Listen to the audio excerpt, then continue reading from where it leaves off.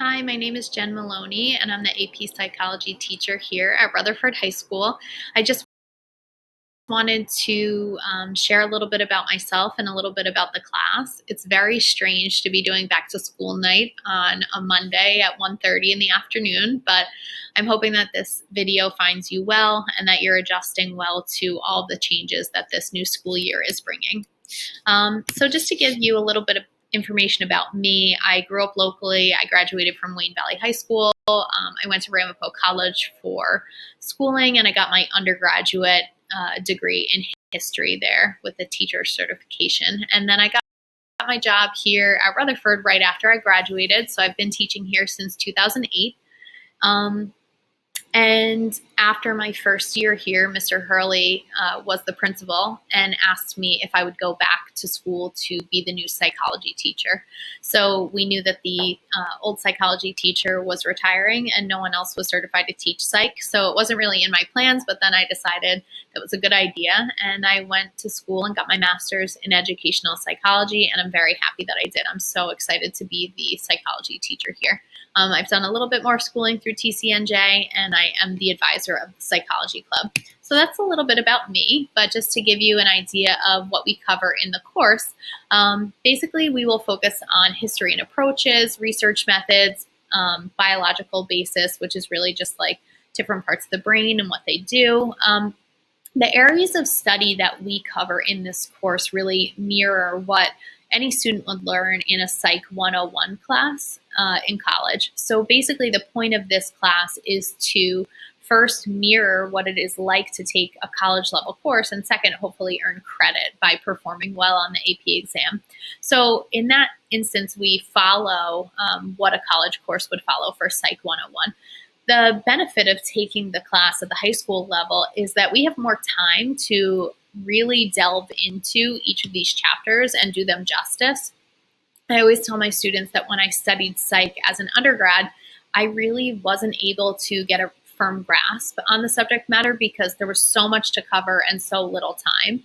But now that we spend so many more days together and it is not just a semester course, I feel like my students really walk away from AP Psych learning so much more than I did.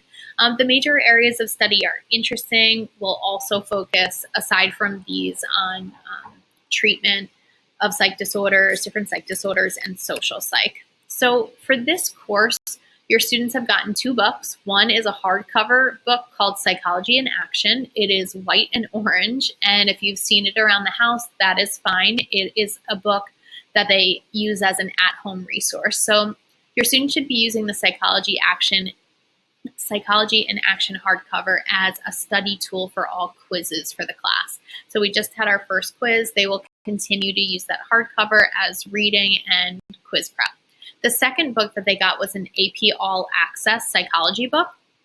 This is a soft cover book. It's white and blue, and your students will be bringing that back and forth with them every day. That's kind of the resource book that we use when we are problem solving in class.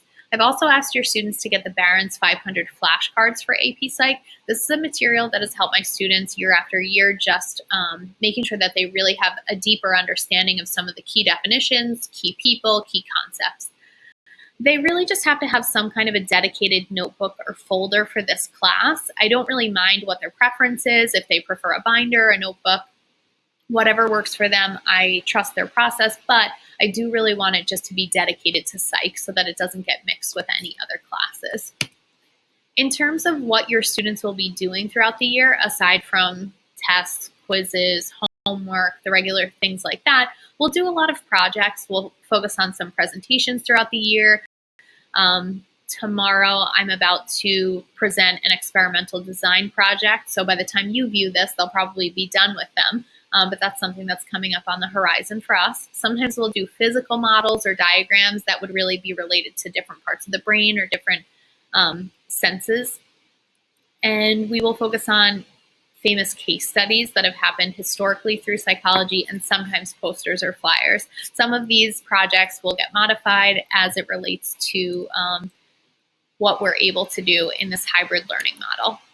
In terms of what I hope your students will get out of this class, first, I hope that they learn a lot about psychology. We spend A great deal of time focusing on the underlying conceptual understanding of the topics that we cover. So I hope that that leaves an impact with them. I also hope that your students will improve upon their critical thinking and problem solving skills. In general, this class will ask them not only to learn definitions, but also apply those definitions to new scenarios. And that's basically the setup of the AP Psychology exam. They will make up a story about someone who's having some kind of an issue, and your student has to use what they know about psych to solve the problem. I also hope that this class will help them become better prepared to enter a college setting if that's what they're hoping to do next year. The class will certainly mimic the rigor and the pacing of a college setting. I hope that they like psychology. I really haven't had a lot of students who don't like the subject. It's just about people and why we do the things that we do, which I think everyone could use a little bit more information on. They will definitely be going through a change at the end of their high school career, no matter what their plans are for next year. And it's a great time to get in touch with themselves and just learn about other people. And lastly, I hope that they just perform to the best of their ability on the AP Psych exam.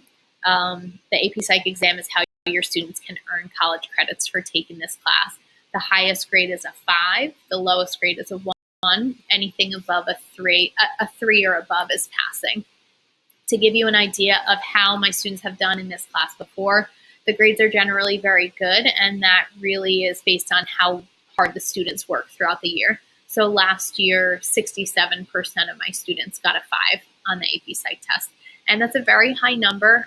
Part of it is the test is very accessible. You don't have to have a mathematical mind to do well on it. You don't have to have a literary mind. It's really just about the effort that they put into it. And the students do work very hard.